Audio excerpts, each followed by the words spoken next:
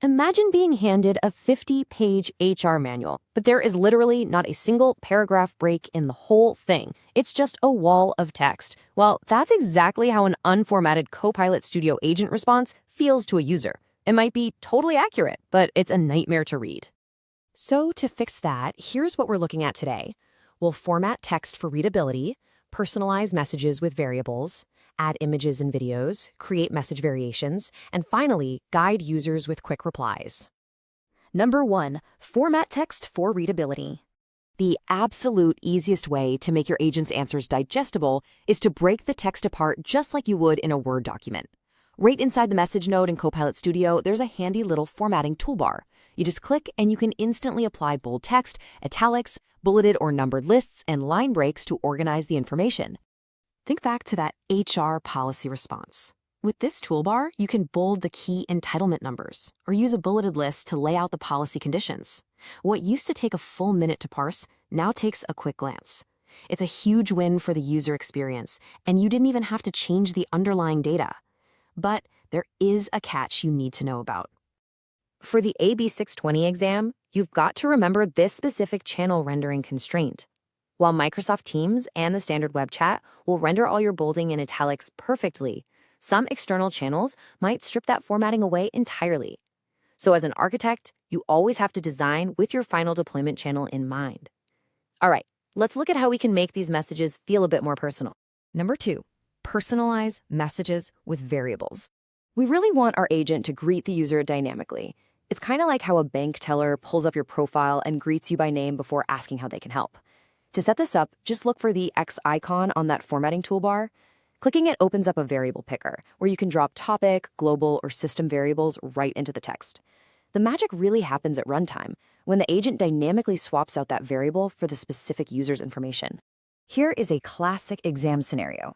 If you insert system.user.displayname into the opening message, the agent automatically swaps that system variable for the logged-in employee's actual name. So instead of a cold, generic hello, the user gets a highly personalized greeting right off the bat. But, sometimes even personalized text isn't quite enough. Number 3, add images and videos. Think of a logistics driver out on a route. They probably need a visual map way more than they need a paragraph of written street directions. A good visual explains in seconds what text takes forever to say. In the message node, you can easily add images or videos through the add menu.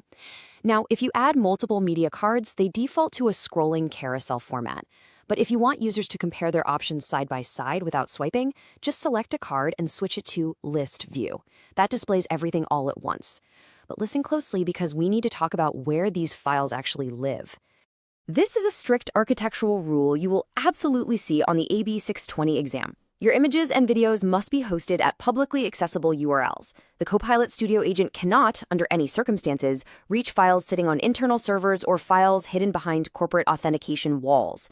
In an enterprise environment, this strictly means you have to host your media assets in places like a SharePoint library with anonymous link sharing turned on, or maybe an Azure Blob storage container that has public read access. Okay, so our media is compliant. Now let's make sure the agent doesn't sound like a broken record. Number 4, create message variations. An agent saying the exact same phrase word for word every single time a user logs in feels incredibly mechanical. We fix this using the same trick a seasoned BPO call center agent uses, shuffling their greeting scripts so they sound fresh.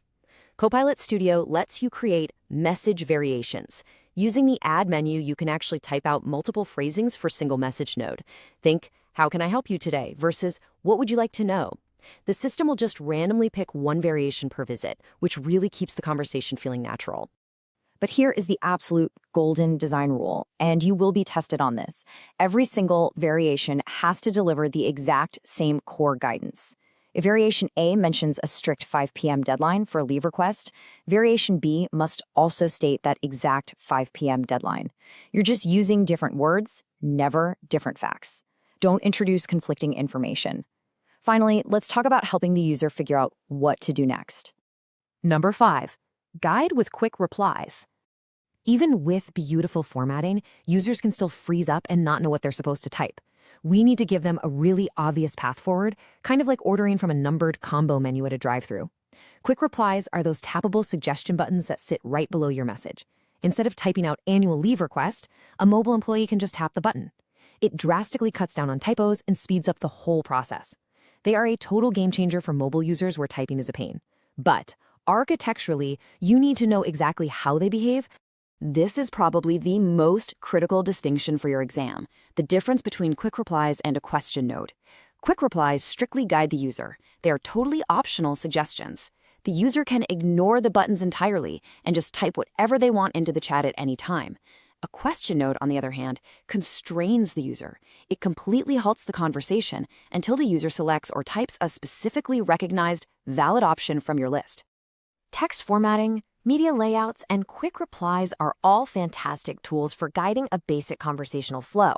But what happens when those simple tools just aren't enough? What if you need to present highly structured, data-rich content, like a formatted table showing an employee's remaining leave balances, complete with label data fields? Simple text formatting absolutely cannot handle that level of complexity. And that exact limitation is what sets the stage for our next major architectural leap: adaptive cards.